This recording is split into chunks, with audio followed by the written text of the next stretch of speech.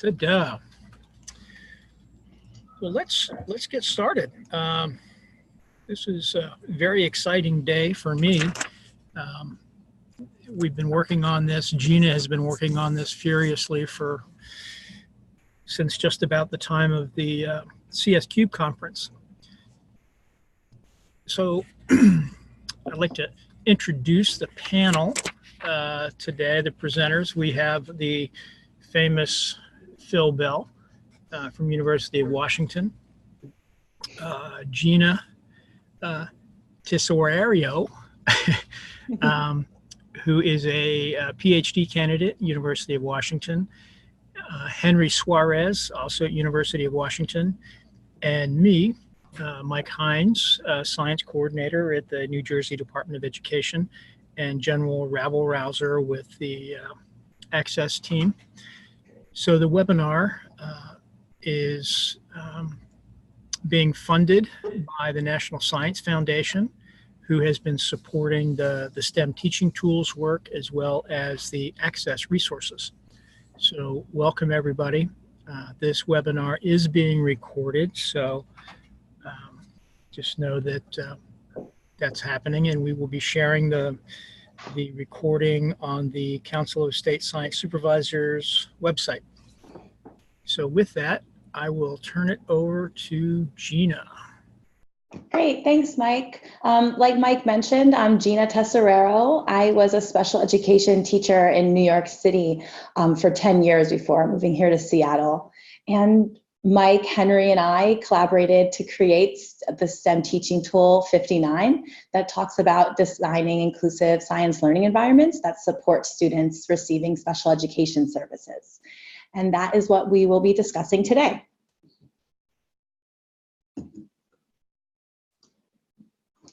So before we get started, we wanted to get some information from everyone here, and we wanted to know what are some ways that science learning environments can be made more accessible? What have you seen, and what have you tried in your own practice? Please add your responses into the chat box.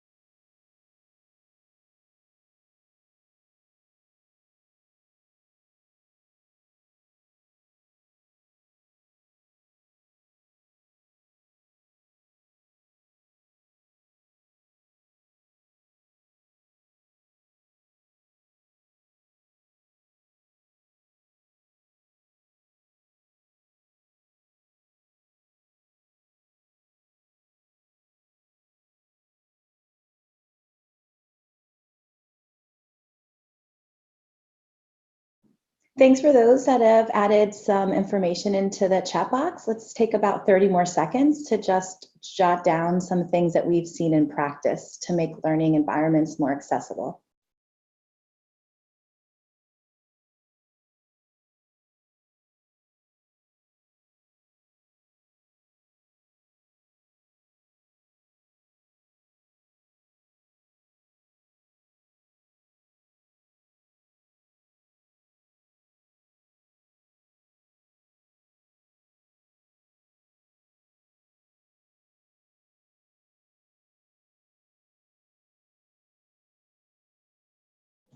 Thank you so much for adding into the chat box. We're going to definitely compile all the things that you've written so that folks can have access to your great ideas.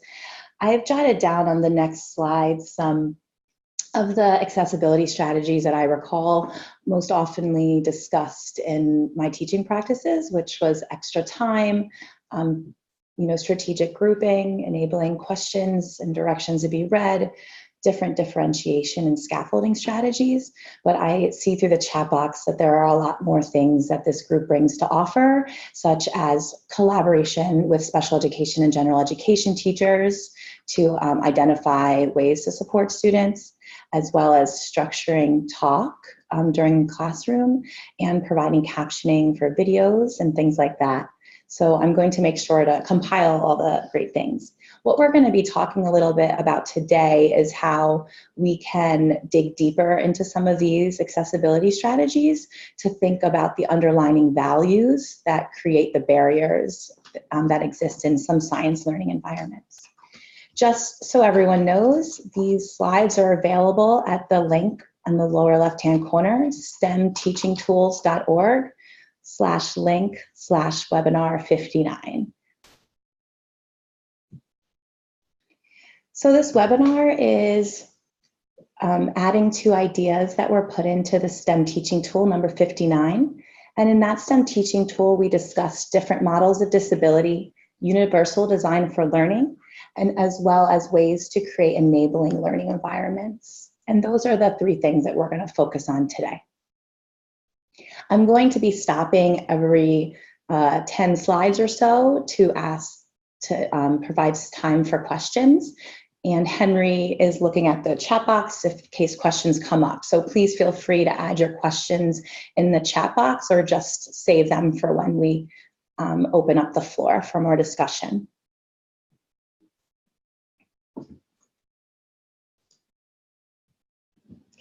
So there's many different models of disability. I've listed just a few here, and I'm going to briefly discuss the medical model, the social model, and the cultural model.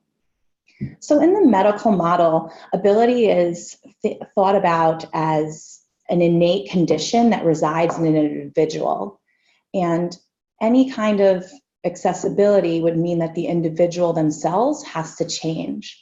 So this might look like individual support through rote memorization of facts that would enable a student to participate in the lab with their classmates, meaning that like the student needs to memorize things and able to participate with their classmates.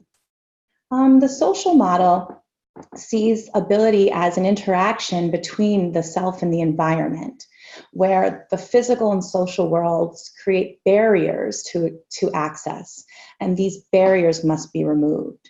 So in this case, we might look at a reading assignment and wonder if students would be provided opportunities to have that reading read to them out loud to support the barrier of decoding and comprehension, perhaps. And then there's the cultural model, which is often referred to as a type of social model. And in this model, ability is seen as a viewpoint within the dominant culture that has certain values attributed to ways of knowing and doing. And in this case, it is actually the values that must expand to create learning environments that are accessible and inclusive. So some potential barriers that we outlined in STEM Teaching Tool 59 were inaccessible materials, unsupported collaboration, and teacher-centered learning environments. And throughout this webinar, we're going to look at these 3 different barriers and try to unpack the values that create these barriers and understand how we can expand on those values. One great way to look at these barriers and to identify them is using UDL. So UDL has goals to create purposeful, resourceful, and strategic learners, and it drives on the idea of learner variability, where you have students that have strengths and weaknesses in different areas. And they have 3 different components: the engagement, representation, and action and expression, which provide checkpoints for teachers to identify ways that they can make learning more accessible.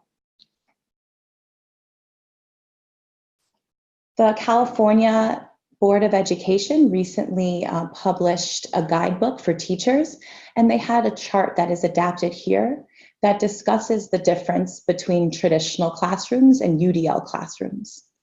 In universally designed classrooms, teachers focus on the way that the content is delivered and provide multiple opportunities for students to demonstrate what they know. And teachers work in partnership with students so that they are able to create flexible learning environments and different forms of engagement.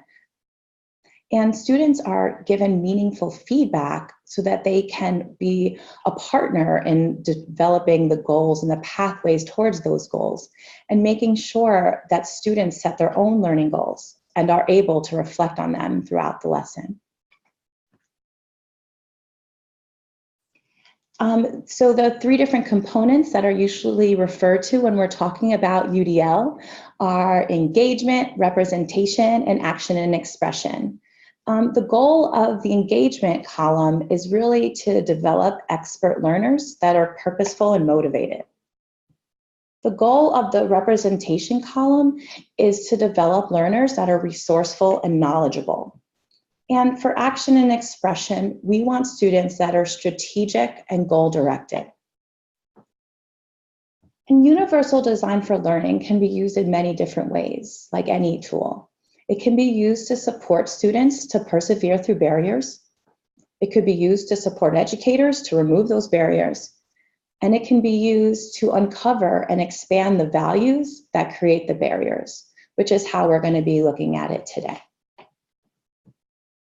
So while some folks and many folks may be very familiar with UDL and the three components, many people may be less familiar with the rows that are strategically categorized to promote different aspects of learning. So against the first row across is the increasing access.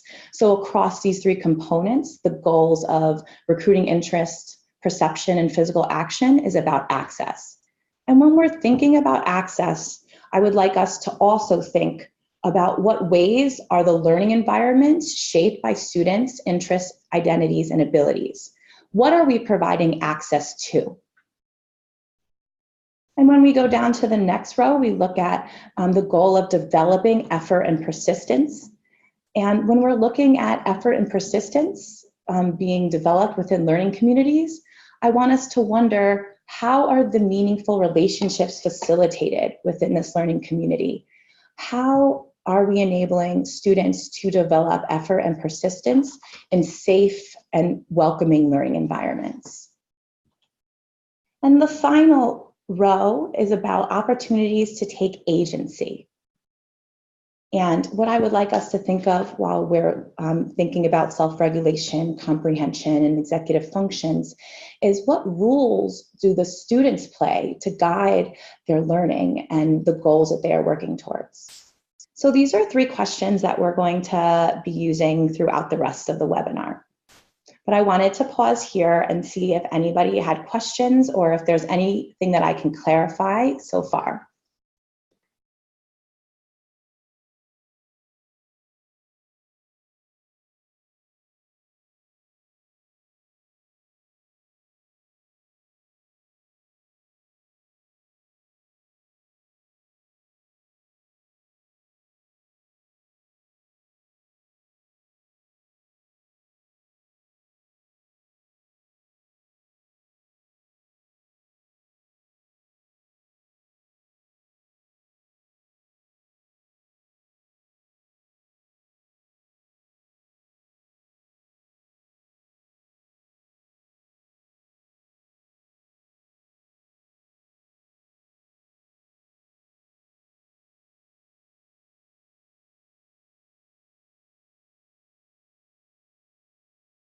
If you don't have any questions at this time, let us know in the chat box how you're using UDL in your own practice so that we can start to compile some really great ways to share with folks.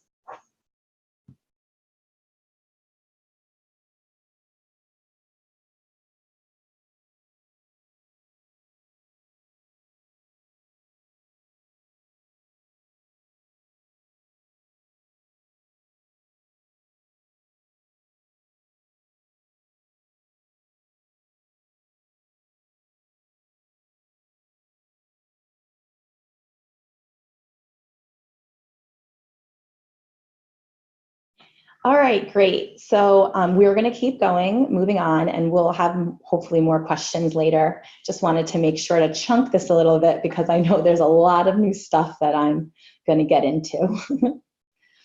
So we know from Chapter 11 in A Framework for Science Education that all individuals can engage in complex subject matter when they're supported and they're given feedback. And we also know learning is cultural. Instruction should grow out of everyday experience of learners and connect to their interests and identities. And we also need know that instruction should build on the different educational assets that learners bring into classrooms. And in order to do that, we need to uncover and disrupt the ableism that may exist in science classrooms. And Leah Smith, who is a disability studies advocate, suggests that ableism is a set of beliefs or practices that devalue and discriminate against people with disabilities. And it's intertwined in our culture because there's many different beliefs about what disability does or does not mean and how able-bodied people treat people with disabilities. And so it's important for us to acknowledge our personal and institutional values about learning to see if they can be expanded a bit to enable more students to participate in inclusive learning environments. So in order to disrupt ableism in science education, it's important that we acknowledge that learning environments are typically designed to be in alignment with the socially dominant values around learning and ability. We also need to know that all students have abilities and knowledge that can contribute to learning communities and their own personal education pathways. We also need to, with this knowledge, make sure that the learning environments that we're building are designed to disrupt the value that may derive from narrow visions of teaching and learning, because multiple ways of knowing and doing are valuable. In order to create enabling science learning environments, we need to look at our learning activities, our communities, and the pathways that are provided. When we're thinking about learning activities, we need to make sure that we're inviting a full range of responses and action and value multiple ways of knowing and doing in a way that disrupts narrow notions of smartness and appropriate action. And we need to make sure that we're centering students' interests, identity, experiences, and ability to drive instruction. Within our learning communities, we have to make sure that we facilitate opportunities for meaningful learning collaborations where all students contribute. And we may have to also disrupt ableism in these learning communities. When we're thinking about learning pathways, it's important to provide access to academic instruction that enables all learners to meet all educational goals. Instruction should be meaningfully driven by the goals of learners to enable their life pursuits. So while I'm thinking about the last two slides, these are the three questions that I want to resurface that we discussed briefly. And when I look at learning environments, this is what I'm looking for. In what ways are the learning environments shaped by students' interests, identities, and abilities? How are meaningful relationships facilitated within the learning community? And what role do students play to guide their learning and the goals that they are working towards? This is another place where we can stop for comments or questions. If anybody has anything, I'm going to pause for 2 to 3 minutes to let them come in. If you're also agreeing with something that you've heard, or if you want to know more about a topic, please let us know.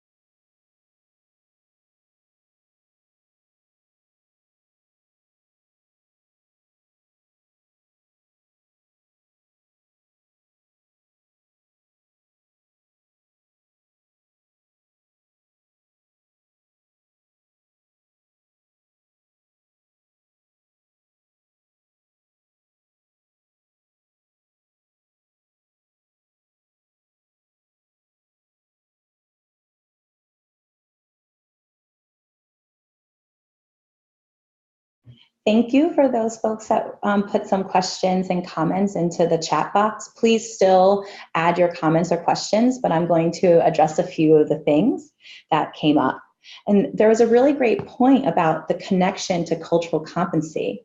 And the more that we're able to connect to students' cultural ways of knowing and doing, the more we are able to create an expanded view of what counts as learning and knowledge in our classroom and enable more students to participate and have access to that. And when I'm looking for aspects of interest, identity, and abilities in the classroom, I'm really looking for things being done in different ways. So the first thing I would look at in groups is, I mean, if every group has the same product, then it's very hard to imagine how the students' interests, identities, abilities, experiences played into that product. But you can also see it in the content that students are learning about or the way that they're learning, in addition to just the product too. I would, so Phil, jumping in here, I would just point you to also, if you haven't seen the resources on STEM teaching tools that center interest, experience, and identities of youth, of learners, you can look at the PD resource C and G, and STEM teaching tool 31 and 57 that talk about interest specifically and strategies around them. And we'll add those into the chat box in case folks didn't get to write them down. And then the last thing I want to mention before I check in to see if there's any more questions is that when we're thinking of terminology to use, that describes students that receive special education services, it is often really important to check in with the students themselves or their communities to see how language is being used in those spaces. I've included a disability studies activist named Lydia Brown, or also known as Autistic Hoya.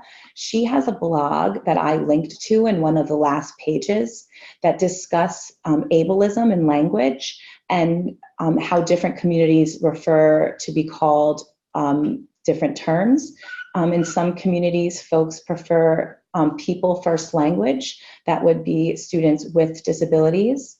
But I know Autistic Hoya, Lydia Brown, would say as a person that is autistic, she prefers to be called an autistic person because they're inseparable, the identities of autistic and person. And so it's definitely important to make sure that we ask folks that are impacted by these terms what they prefer. I'm going to pause to see if any other questions come up before we move on.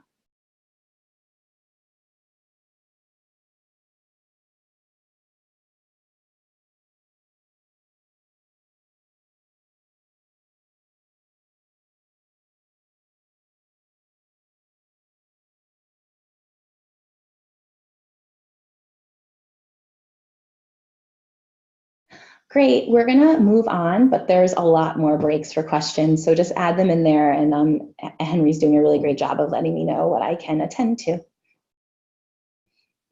So I was going to look with you all at Appendix D. So some of you may be aware that Appendix of the NGSS standards has some case studies that discuss different populations of learners, and Case study 3 talks about students with disabilities. I'm going to discuss some of the ways that UDL is used to create accessible learning environments in this case study.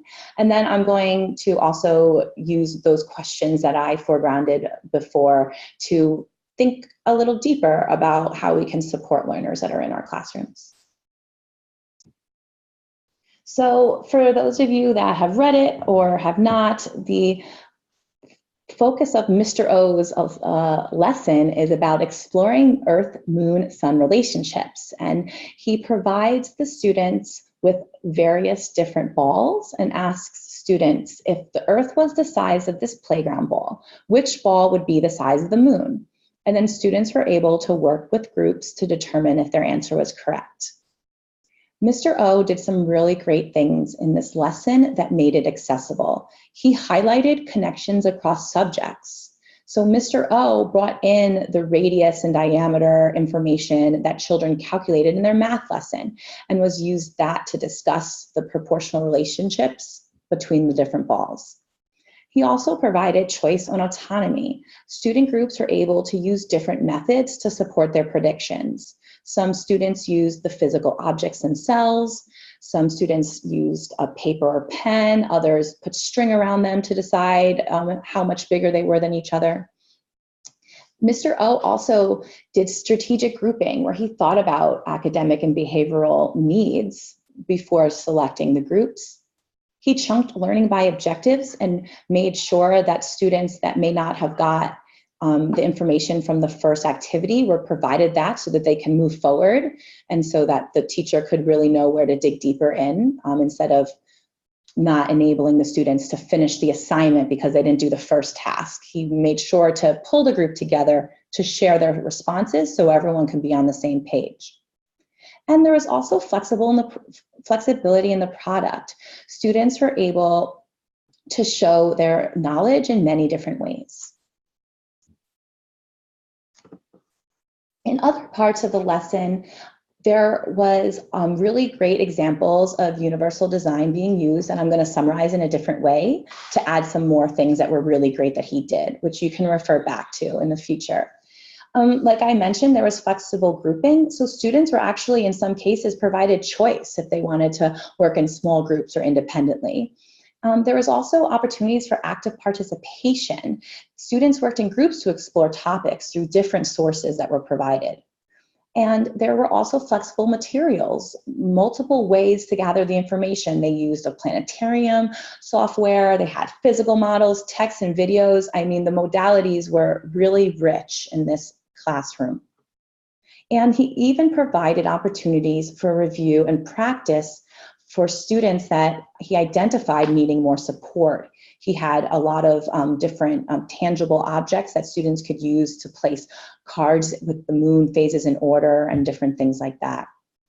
Their assessments were flexible and they were thorough, and throughout the entire time, folks were he engaged in observations and conferences, as well as digital and physical ways to see if students were understanding. And he used that assessment to decide which students needed more time or needed to check in their answers with a model the teacher provided. So this assignment really was flexible and accessible to a range of learners. But I want us to think, and I'm going to give an example for each one of these questions, but I want to think about how are the learning environments shaped, how are meaningful relationships facilitated, and what roles does student play in their own formative assessment. So the first one I'm going to talk about is how to invite, leverage, and value student abilities. So there is a student, Jeff, that is identified to have a specific learning disability, but has advanced math skills for his grade. And it even shows us some spaces where Jeff responds with his math knowledge to help support his class. There was great opportunities for Jeff to leverage his understanding of proportions and estimation to answer these math-related questions that were needed to meet the standards that were set for science. But there's also a potential missed opportunity to uncover or identify strengths that are not directly related to academics. What else is Jeff good at outside of math that he could have leveraged in class? And also, there's a potential missed opportunity to even incorporate math practices outside of the math task. Perhaps Jeff's attention to precision makes him really good during group work, keeping folks on task. Or perhaps his ability to sequence really supports his needs to write down procedures for his work and the way he investigated things. There might be other things about math, the math abilities that can be leveraged to do the tasks. So with this question, I think there needs to be more working with students to uncover and leverage their strengths to work towards instructional and personal learning goals, and noticing strengths and interests that may extend beyond academic subjects, but can definitely be leveraged in the classroom. The next section I want to discuss is about how to cultivate community. Hillary, Brady, and Jeff were provided an opportunity to choose if they wanted to work with each other, to work with other students that could help them read, or if they wanted to listen to the book that Mr. O had created on tape for them and work independently. And this was a great opportunity to consider the makeup of table groups and to provide support for the students. It also provided choice to students to determine how they would engage in the task. But there's a potential missed opportunity to identify how these students contribute to the group themselves.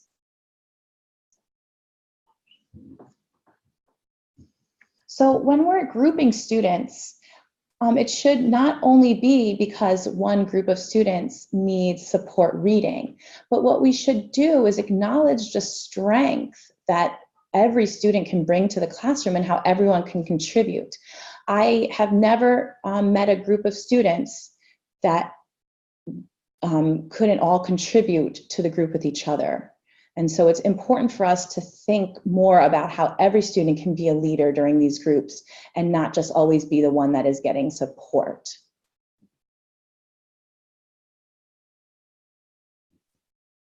In this final activity, I'm going to discuss about facilitating pathways to goals. Mr. O did a great job to do frequent formative assessments. He prepared pathways for students he anticipated may have obstacles, and he did really creative grouping to help meet those needs. And if he noticed that students needed more experience, he provided them with these activities that he had already planned and designed for them. And at the same time, students were given extra time if their formative assessments showed that they needed this to understand and get the information. There were great opportunities in this case study to leverage formative assessment to provide additional support. But there's a potential missed opportunity to provide students with feedback themselves so they can help make instructional choices. And there's also the potential missed opportunity to enable students to set their personal learning goals and really have that self-assessment and self-monitoring important skills. So what we need a little bit more of is feedback and self-assessment being used by learners to meet personal and instructional goals so that they are also playing a role to decide their learning pathways. I'm going to pause here with this lesson more chart, which just summarizes the 3 different components I discussed. And I'm going to give some time for folks to write comments or questions into this chat box so that we can address those before moving forward.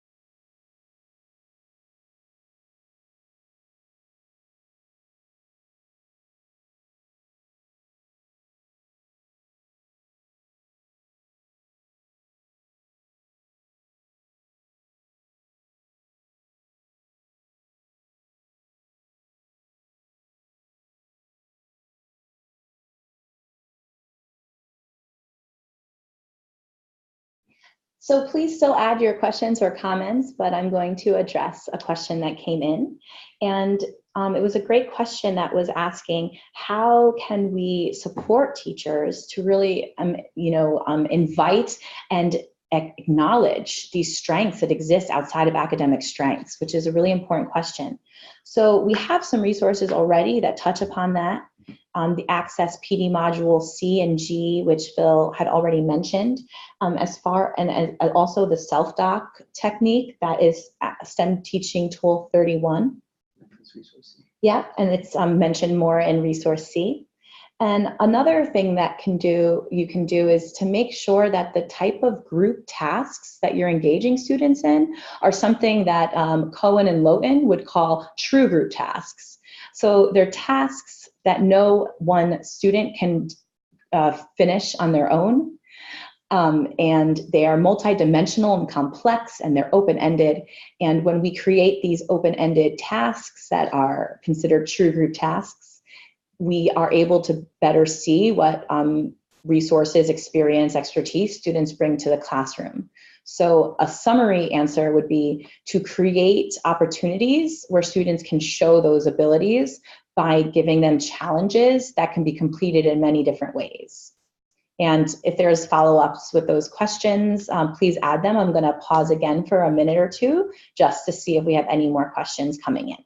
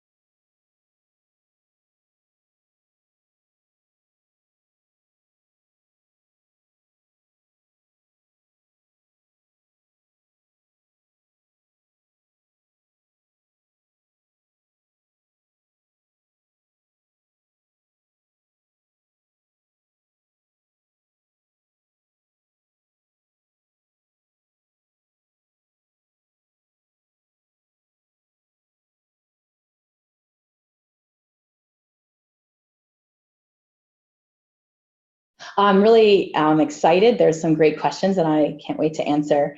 So one of the questions came up about how do we support self-assessment in alignment with learning goals. And one thing I would do in my classroom is before or during different tasks, I would go through what we were learning and what the goals were with students, and we would design rubrics together where students would help. And then sometimes we would look through each other's work, kind of where I just blanked out names, and we would do like a looking at student work protocol, but with the learners. And we would identify goals for the classroom and goals for ourselves personally based on that rubric that is written together. It takes a lot of time to break down these learning goals with students and to attach these learning goals to their personal goals and desires. But I think that it is the most useful thing I've ever done in my classroom, and I think that it will definitely push instruction further. So I think it's worthwhile time. And this is definitely something that I can provide more examples of offline. If anybody is interested in talking more about that, it's a topic that is really interesting to me. And when we talk about science PD, I can provide suggestions based on my experience providing science PD and also my experience sitting in them as a science teacher.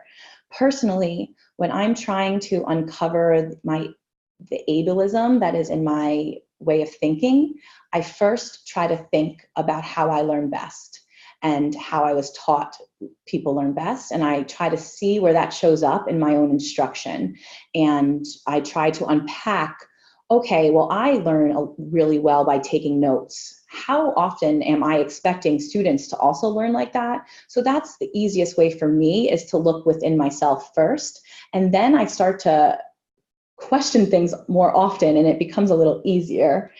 Also, as a learner myself in professional learning environments, I would say that the best thing we could do is model this type of thinking and these types of environments for the teachers. And so working to create more accessible learning environments for them, and to be very intentional about talking about different ways to engage with a task. And one last thing that I did to reflect on my practice personally as a teacher was I wrote down all the positive comments that I would give to students during the day, and I would do an assessment of what I was missing or what I was overly complimenting, to notice when I was being narrow in my view of what counted as knowing and doing. I'm going to check real quickly in with the chat box before moving forward.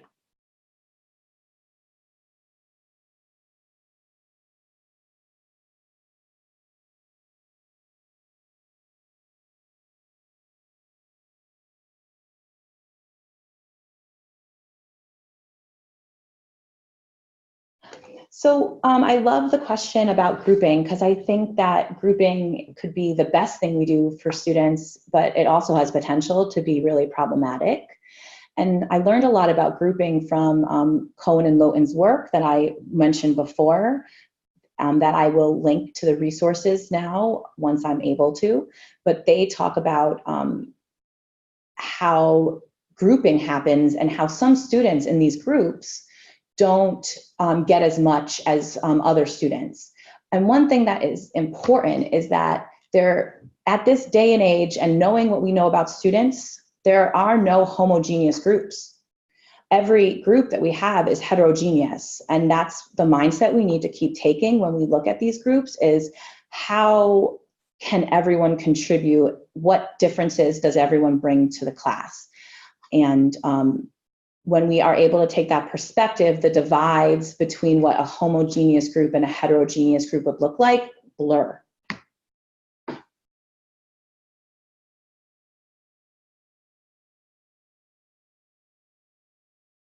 So we are going to move on to the next section now, but there's a lot of time for questions that may come up. The next thing that we're going to do is we're going to look at a lesson together. So the Center for Neurotechnology here at the University of Washington has a program where they bring teachers to work with scientists and engineers, and then they create lessons for their classroom. And we're going to be looking at a unit today, and I've noted some areas where we could push a little deeper so that we can work together to write some comments. But I just wanted to provide you with an overview of the unit. So it's a 2-week unit where students are asked to take their understanding of electrical circuits and think about structures and functions and how they can use their understanding of circuits to design more complex components. And in the first lesson, we're going to be looking at the brain and computer connections. So how our circuits like brains is essentially what the first lesson is about. What we're going to do is I was going to ask everyone to jump in on a version based on their birth date. And if you have access to the slides, you can just click on the URL that's there, or you can use the TinyCC URL. And it may be hard to view it. So if you're having a hard time where the comments are just really large, I suggest using 100% zoom in for the view. And what we're going to do is just spend 10 to 15 minutes in each of our documents looking at the lesson and answering some of the questions that I've outlined, so that we can just build a great resource that can live on with some examples of how to make more inclusive learning environments, and for us to really practice what I'm sharing to see what other tensions arise. If you need to see the lesson closer, if it's hard to see on the screen, you can click on any of the visuals and they'll take you right to the page in the lesson. And we are monitoring the chat feed, so please ask any questions there. In each of the slide decks, there's a place for questions at the end on the last slide. So please add additional questions that are specific to that lesson there, and I'll be able to answer them. If you have any questions, just let us know, and I'll be piping in with some voice answers if it's something I think is for everybody.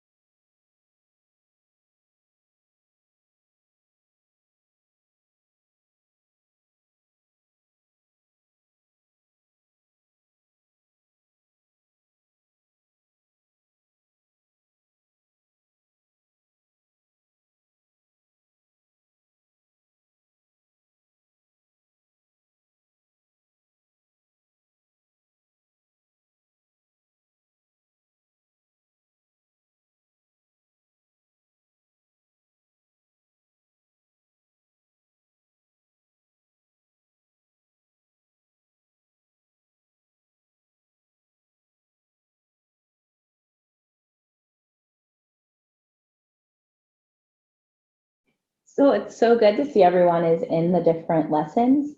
And as you take your time to read through, if there's any questions that come up, please add them to the chat box. And slides 4 through 8 have questions that you folks can just add answers to start the conversation. And by responding to the comment that you've already posted. Yeah. Thank you.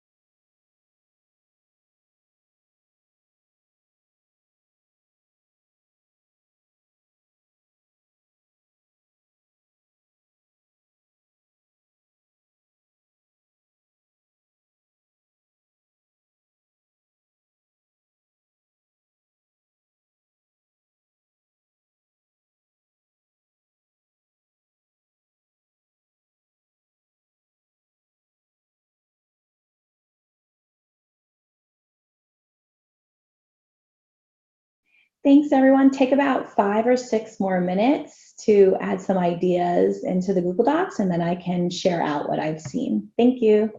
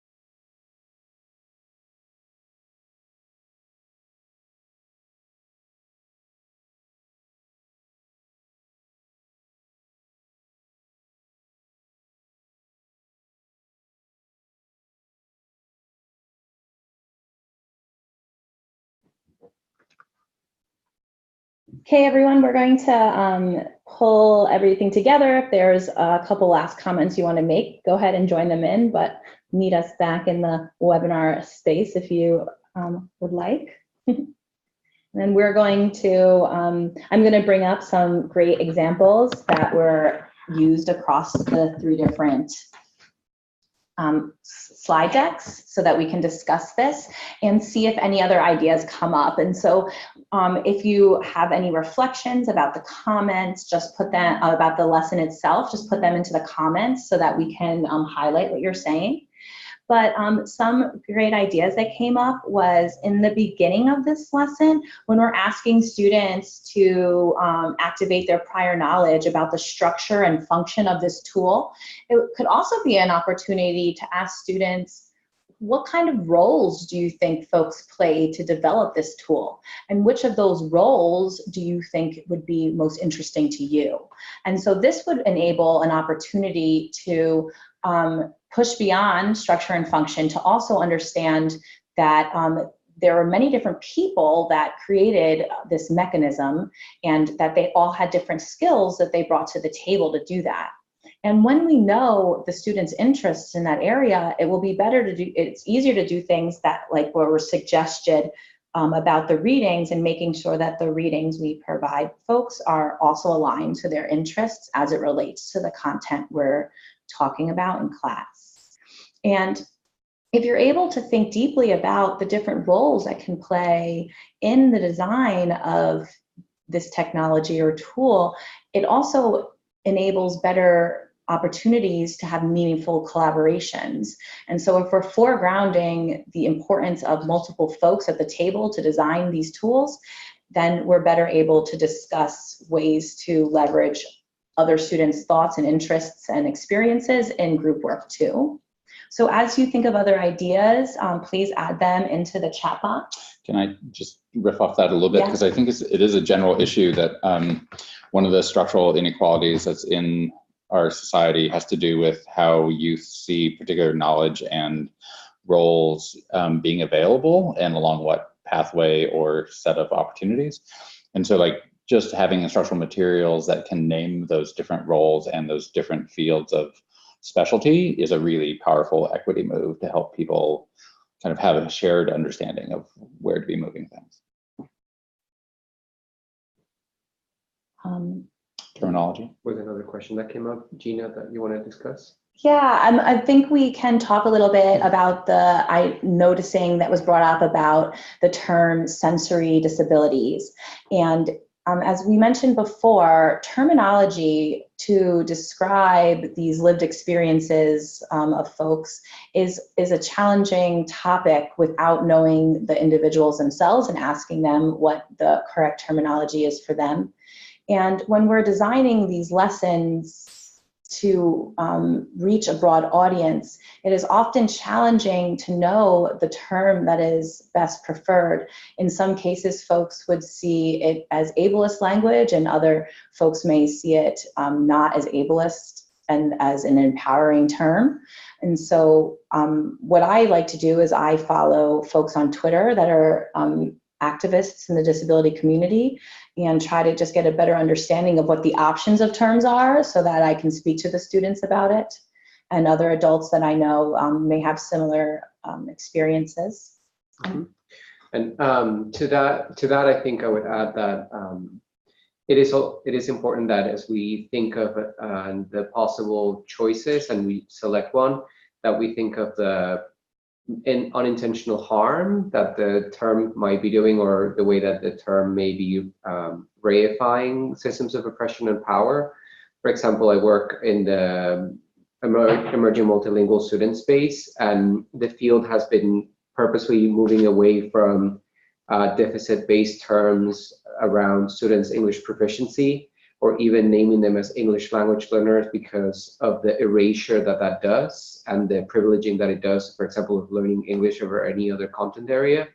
And while emerging multilingual students as a term is not universally accepted, or there may be some shortcomings that it has, I think that the goal is to continue pushing the conversation forward and leaving behind these terms or these framings that come from a deficit perspective. And following the kind of values and viewpoints that I'm foregrounding for this webinar, instead of identifying a group of students that may have sensory disabilities, it's important to identify the environment as the disabling factor, and to say things like, because of, there is one of the readings on the lesson that we just looked at, and it was available online, which provides a support for students that might want to hear the text being read while they're looking at the words. However, because it was online, there was a lot of extra busy stuff happening, and there was a lot of, like pop-up ads about, visuals and like different advertisements in the corner, which could definitely be challenging to stay focused on the text if there's all these things happening. So when we do talk about obstacles that are in learning environments, if we focus on the learning environment instead of the learner themselves, I think that we're in a good place to not be using language that is oppressive to folks. So we're going to move on to the next section, which was to ask folks if they had any questions about this, but it seems like we've uncovered some of those questions already, and we're just going to go back through some of the final things, and if there's ever any time at the end, we'll have time to talk and ask questions with voices and also text if preferred. So 2 different questions came up in the survey that folks filled out to RSVP for this, and I wanted to go over them, but I am also really excited to hear more questions come through the chat or through email or however you feel comfortable, and I can update this often and have it just grow with some frequently asked questions. And also I would love to invite you all to help answer these questions and add to them. So one question was, how can we reduce the time that students are pulled out of science for services? I have heard this happening in a lot of places, and it being a really big challenge for students to be pulled out of their science classroom. One of the things that I was able to do in my own practice was work with the service providers to offer push-in services instead of pull-out services. So the service providers would actually come into my classroom and support the learners, and that would enable them to get the extra help in the classroom, but also to know what we were learning in class so that the service provider in other times could, keep driving those skills that we're trying to facilitate in the classroom. And so that's one option. It can be legally written into the IEP, the Individualized Education Plan, and then it is legal. Or it could be something that is more flexible and as needed that you discuss with the service provider, depending on your district's preferences on that. I have not found many service providers to think that to be against that, because they were, it was just hard to schedule their services around the schedule of the classroom. But if they're really creative and flexible, then it'll be an easier ask. Another question that came up is, how do we support teachers in self-contained special education classrooms, as well as gen ed teachers with science teaching and learning? This is a great question. I have had the opportunity to work with special education teachers, gen ed teachers, inclusive classroom teachers, and my suggestion is to make opportunities for teachers to work with each other and professional learning communities to bring general education teachers and special education teachers together. And if this is an effort of the school for that time, then over time it will get easier for folks to collaborate. There's a lot of resources about how to make this collaboration possible. So if this is something that you personally would like to discuss more, please reach out to me. And there's one note that I want to make. When we suggest that this webinar is to discuss ways to make inclusive learning environments, I am not just talking about classrooms that are considered inclusion classrooms, where we have a group of students that have IEPs and a group of general education students without IEPs. I am suggesting that every classroom that students learn in should be inclusive to their interests, identities, experiences, and we should be able to answer those 3 questions positively in all learning environments that students are in. So if there's other questions about this, please add them to the chat. And if I don't get to them during the webinar, I'll make sure to update these slides. You can also reach out to me personally and I will respond very quickly.